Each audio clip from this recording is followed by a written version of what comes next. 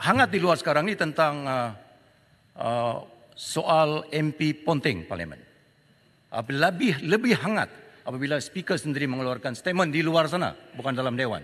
Speaker akan melihat untuk penalize MP, disebut tentang potong gaji ataupun meletakkan senarai nama di dalam website, shaming them. So apa sebenarnya kehendak Parlimen dalam isu ini? Sama ada ianya akan terlibat serta kumpulan-kumpulan yang duduk sebagai eksekutif ataupun tertakluk kepada mereka yang backbencher dan kami yang di sini.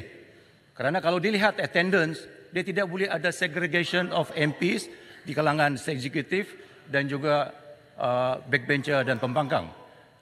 Kenapa ini, Tan Sri? What is wrong with this MP? Ya. Quiet. Ini perlu beluran. Silakan. I wish I can answer you. Please. Ya. Mana ada, Tan Sri? Okey. Jadi soal attendance ini perlu dilihat dan dibincang secara terperinci. Dia tidak boleh dibuat secara unilateral, secara bersendirian oleh speaker. Perlu melibatkan. Karena kita ada peraturan masyurat. Kita ada jawatan Dewan kan? Kita ada peraturan masyurat 13 contohnya. Apabila peraturan masyurat ini dibentuk oleh Parlimen dulu, dia tentu mengambil kira isu attendance. Sebab itu dia tidak rigid di dalam peraturan masyurat, tidak rigid. Sebenarnya kita boleh bersidang 3 orang dalam Dewan. Boleh bersidang 3 orang. Tetapi jika dimaklum kepada speaker, kurang daripada 26 orang, barulah isu quorum ditentukan. Jadi maknanya dalam peraturan masyurat ini, isu quorum, isu kehadiran telah pun diadres tetapi tidak secara rigid seperti yang dikehendakkan oleh speaker.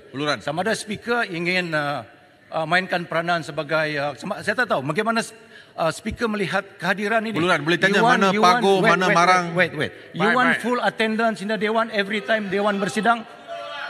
Sama ada nak tengok semua full 220 orang attendance dalam Dewan. Sebab itu kita ada peraturan masyurat 13. Sebenarnya isu attendance ini daripada dulu. Sejak saya masuk Parlimen 23 tahun dahulu. Tetapi isunya tidak diperbesarkan. Kerana memang dalam peraturan macam demikian. Tiada menteri yang boleh hadir masyurat Parlimen setiap masa. Kalau kita tengok penggulungan Parlimen, mana Larut, mana Marang, mana Pago.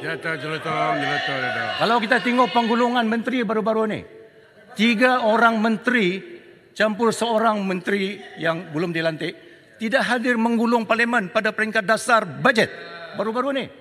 So you want to question that? You want to question the executive menteri yang tidak hadir? Tak. Because itu adalah sebahagian daripada tugas mereka juga ada di luar sana. Dan sebab itu dalam peraturan masyurat dia relax on this. Tetapi saya tahu kebertanggungjawab ahli Parlimen untuk hadir Parlimen. Saya setuju bahawa semua ahli Parlimen mesti hadir Parlimen. Tetapi kehadiran juga subjektif, Tan Sri yang pengurusi. Kerana ahli Parlimen boleh duduk 1 minit sini dan keluar dan pulang.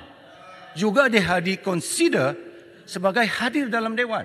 So how do you find kehadiran? 1 minit duduk sini pun boleh dikira sebagai hadir. Orang yang duduk yang datang Parlimen 1 minit dan pulang tidak terlibat dalam perbahasan juga dilihat sebagai hadir. Sebab tu kita kena define dalam melihat isu ini. So bila speaker sendiri membuat kenyataan di luar sana, bila Parlimen membuat kenyataan di luar sana bahawa isu ini menjadi panas dan kita ahli-ahli Parlimen, both of us, dilihat sebagai ponteng Parlimen tanpa sebab dan dilihat kita sebagai tidak mewakili kehendak rakyat yang kita wakili. That image perlu diperbaiki, speaker. Sebab itu kita ada peraturan masyurat yang relax on attendance. Dan tidak boleh dilihat kita, tapi minister pun. You want to see 220 ahli Parlimen duduk sini? No, it will never happen. Sebab itu tidak boleh diperangkatkan. Saya setuju bahawa ahli Parlimen mesti hadir. Tetapi melihat dan penalize mereka, shaming them, rasa bukan satu tindakan yang baik untuk mengangkat martabat Parlimen ini. Masih.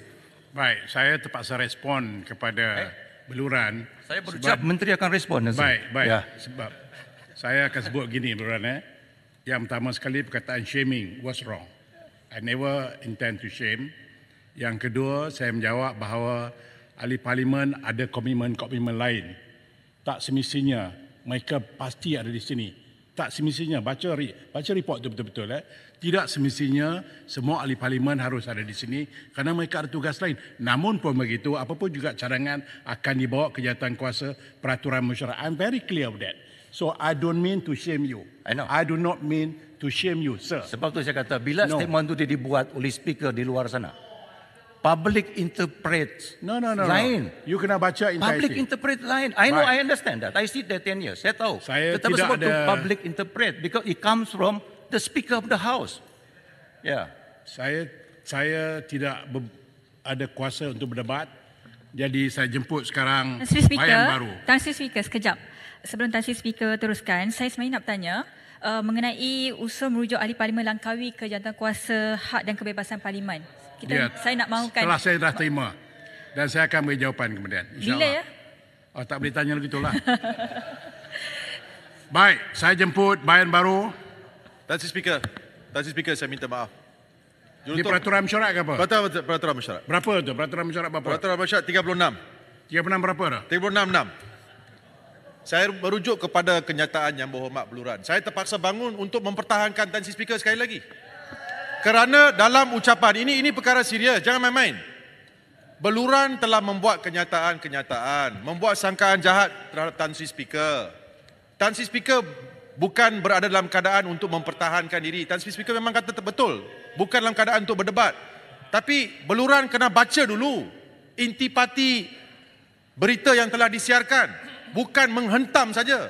Ini menurut tindakan tingkah laku Ketua Pembangkang. Baik, terima kasih. So saya minta supaya Beluran hati-hatilah. Jangan menghentam begitu saja. Baik. Tak payah angkat kaki sedemikian rupa. I know, I baca peraturan mesyuarat. No. Saya berbahas. Tapi jangan saya berbahas. membuat Saya kenyataan berbahas terhadap dengan speaker. Saya tak Baik, berbahas saya dengan buat speaker. keputusan Beluran, Ya. Jelutong, saya buat keputusan apa juga ungkapan Beluran itu tidak bermaksud untuk menghentam saya. Period.